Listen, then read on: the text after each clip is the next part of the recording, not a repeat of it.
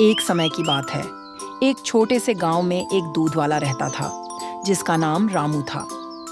रामू हर रोज गांव के लोगों के लिए ताज़ा दूध लाता था। गांव के लोगों को उस पर बहुत विश्वास था क्योंकि वह ईमानदारी और मेहनत से काम करता था। एक दिन रामू अपने दूध के घड़े को सिर पर रखकर शहर की ओर जा रहा था। रास्ता लंबा था और जंगल के पास से होकर उसे जाना था। जंगल में कई जानवर रहते थे, लेकिन रामू को उनसे कभी डर नहीं लगता था। वह अपनी धुन में चला जा रहा था और सोच रहा था कि इस दूध को बेचकर वह अपनी बेटी के लिए एक सुंदर गुड़िया खरीद सकेगा। उसकी बेटी ने गुड़िया के लिए कई बार कहा था, लेकिन रामू के पास पैसे कम थे। उसी जंगल में एक लोमड़ी भी रहती थी जो बहुत चालाक और मक्कार थी। वह हमेशा कुछ न कुछ उपाय सोचती रहती कि किस तरह उसे बिना मेहनत के खाना मिले। उस दिन लोमड़ी ने देखा कि रामू दूध लेकर जा रहा है।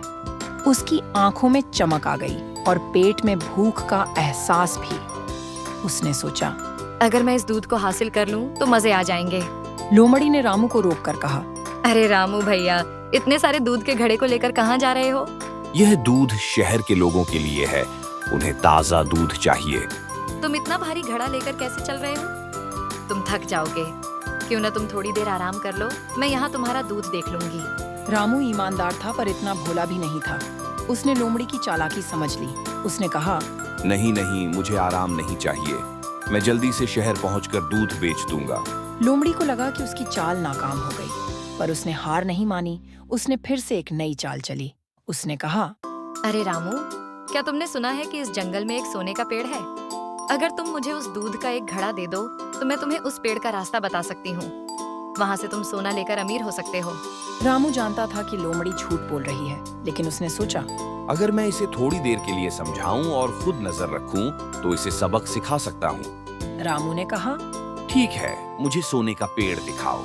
लोमड़ी ने खुशी से उसकी बात मान ली और उसे जंगल के अंदर ले जाने लगी। रास्ते में रामू ने चालाकी से अपने दूध का घड़ा एक ऊंचाई वाले पेड़ के नीचे छुपा दिया ताकि उसे कोई न देख सके। जंगल में एक समझदार खरगोश भी रहता था। उसने रामू और लोमड़ी की बातें सुनी और तुरंत समझ गया कि लोमड़ी रामू को धोखा दे रही है।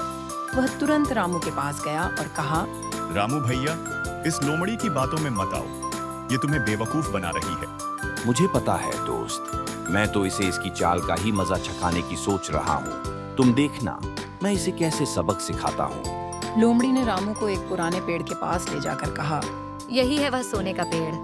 तुम्हें इस पेड़ के नीचे खुदाई करनी होगी और सोना मिलेगा।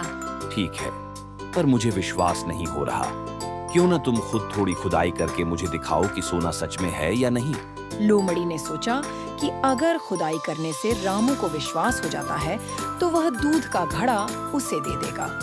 लोमड़ी ने खुदाई शुरू कर दी, पर उसे कुछ नहीं मिला।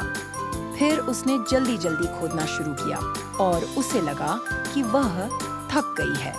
इसी बीच खरगोश ने मौका देखकर उस घड़े के पास से दूध का एक छोटा हिस्सा लिया और जाकर लोमड़ी के चेहरे पर डाल दिया। लोमड़ी का चेहरा दूध से पूरा गंदा हो गया। वह चौंक गई और रामू पर चिल्लाई, ये क्या किया तुमने? ये तो तुम्हारे चालाकी का नतीजा है। तुमने मुझे धोखा देने की कोशिश की और अब इसका परिणाम खुद भुगतो। लोमड़ी को समझ में आ गया कि उसकी चालाकी यहाँ नहीं चलेगी। उसने माफी मांगी और शर्मिंदा होकर वहां से भाग निकली। रामू ने अपने दूध के घड़े को वापस उठाया और शहर की ओर चल पड़ा। उसने खरगोश को धन्यवाद दिया और कहा, तुम्हारे बिना मैं शायद इस लोमड़ी के जाल में फंस जाता। सच्चाई और ईमानदारी हमेशा जीतती है रामू भैया। इस प्रकार रामू ने शहर पहुंचकर दूध बेच दिया और अपनी बेटी के लिए गुड़िया खरीद ली। घर जाकर उसने अपनी बेटी को गुड़िया दी और वह बहुत खुश हो गई। उस दिन रामू ने समझा कि मेहनत और ईमानदारी से किया गया काम ही असली खुशी देता है, न कि लालच और चालाकी। तो बच्चों, इस प्रकार इस कहानी से हमें यह सीखने को मिलता है कि लालच और धोखेबाजी से कुछ भी हासिल नहीं होता। हमें हमेशा ईमानदारी और सच्चाई का मार्ग अपनाना चाहिए। बच्चों, अगर आपको ये कहानी पसंद आई तो इसे लाइक कर दें और चैनल को सब्सक्राइब कर लें। तब तक के लिए बाय बच्चों।